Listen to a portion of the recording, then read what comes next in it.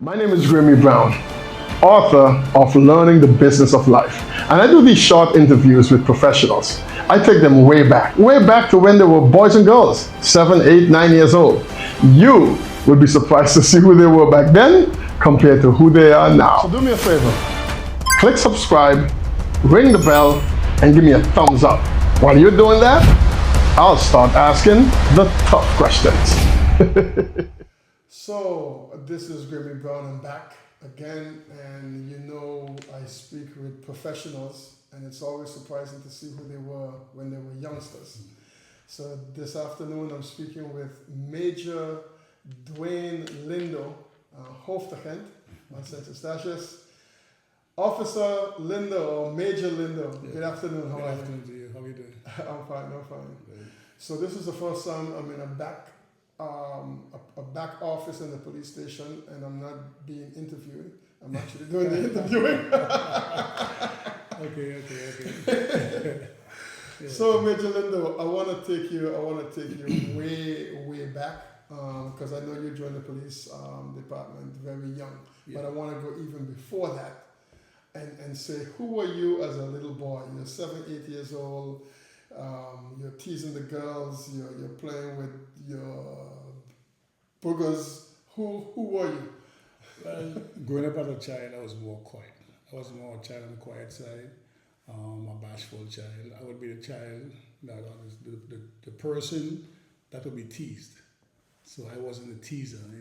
In the beginning of my age. Growing up as a child, I was more teased than being a teaser. But they have a ripple effect. After you become the teaser, you try to find a way to protect yourself, and then you become the bully after, in a sense. But I grew up as very quiet and was teased a lot in school. I had a little bit of that. I got myself in trouble. At 12 years old, I was locked in a police cell in this police station. Okay. Yeah. So, but I've changed since then. So let's go now more into your teenage years. You get into the 13, 14. Who were you at that age? Well, at that age, then you kind of change. You begin to realize, hey, if I don't defend myself, I'm going to forever be, the person that's seen as soft. So I kind of start to be the one to be the bully in school. So I became the bully with my friends, and we will tease everybody in the school. At age 12, 13, I was always in trouble in school. From the quiet guy to the guy who's always has his last warning in school. Always, every school year, this is your last warning, So it's a bit of a change, from being quiet to being now the disruptive person in school, actually, yeah. Because I remember as a young teen, because I'm like about 5 or 6 years old. Yeah, correct, yeah. We were altar boys, and I trained you to be an altar boy. That's correct. I remember that good, yeah. That's correct, yeah. And you was a good boy at the time, even though you would still drink out some of the wine and eat some of the bread. I will get some from you. Yeah. So let me ask you now, if you were now, because back then the technology we had at the time was basically the home phone. Yeah. There wasn't no gadgets and stuff. Yeah. If you was a teenager now, what kind of teenager do you think you would be? I would have been a scientist, trust me. I tell my son this every day. Sometimes he asks me, Daddy, what's this, what's that? I said, you got a phone? Check it first on your phone and ask me after. I would have been the person who would have made all opportunity of the smartphone, of the technology.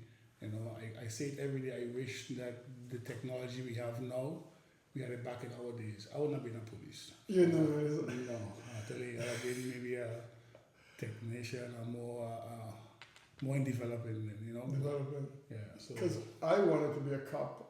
As a teenager, I went from police officer to business, to soldier, to police, and then I got stuck in business. So you change back and forth. So you've been a police officer. This was one of your first jobs, correct? No, it wasn't my first job. This is my last right now, but it wasn't my first.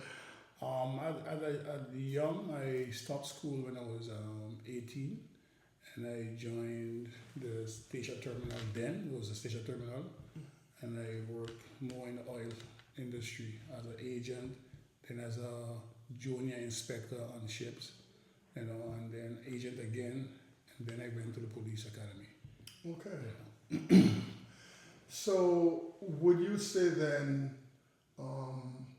based on your hopes and dreams, I don't know what you desire to be as a teen, would you say you're doing your dream job, or is this a work, is this a job you're coming to every day?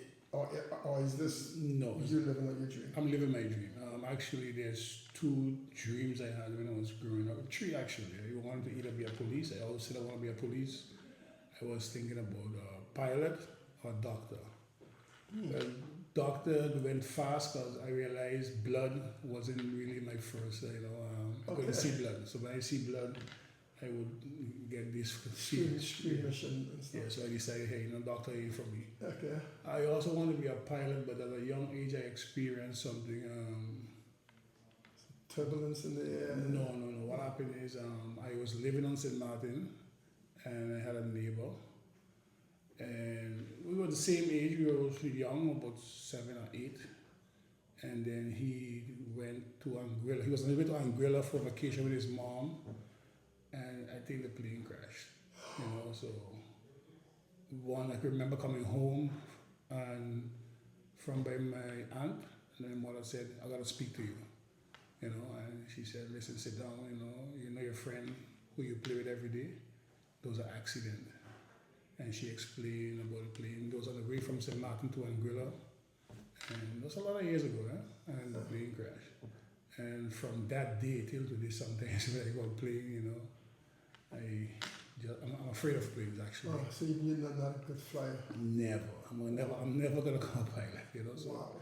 that changed me, and then the dream of becoming a police was stuck with me, Right. And then when I got opportunity, I applied by the police academy.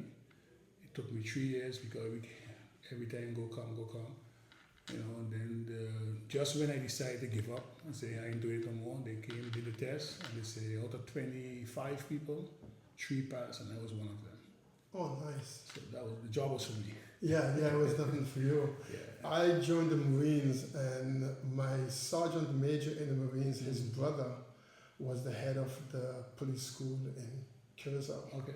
So I was in just like that. Yeah. But then I came back to St. Martin and stumbled onto a business idea because it was between police and business. And then I totally pivoted and went to business and stayed there. Okay. And never actually became a cop again. Well, I'm living my dream. Every day I come to work, and it's a pleasure. Okay. There's hard days, there's easy days, but even the hard days, and then when you achieve or you overcome the hard day, or you say it's over, thank God it's over. It's a pleasure to go to bed, wake up, and start all over again. The next day. Yeah. Well, you know what they say, if you love what you do, you never work a day in your life. So that's me. This is not work anymore, this is you living your life. Correct. So now come for the tough question now. So if you love what you've seen and hearing so far, do me a favor. Click subscribe, press the bell, and don't forget to give me a thumbs up. So imagine yourself, you're at the high school, and you go and you talk to, you got a full assembly, and you talk to the kids, you tell them about, where the bad guys end up, and they should behave themselves, do not bully their classmates. And there's an SUV waiting for you, and they're gonna take you to St. Kitts, and they're gonna just drive you across to the airport. There's a private plane. You're gonna fly into St. Kitts for a long weekend. What would be the last words that you would say to the kids? My last word to the kids would be live your dream. A lot of times, why I say that is a lot of times the kids, they dream big, but sometimes the dream get interrupted by friends or family. I had some friends who wanted to be a police officer. We started out together, and because of friends or family, they told them why the police force.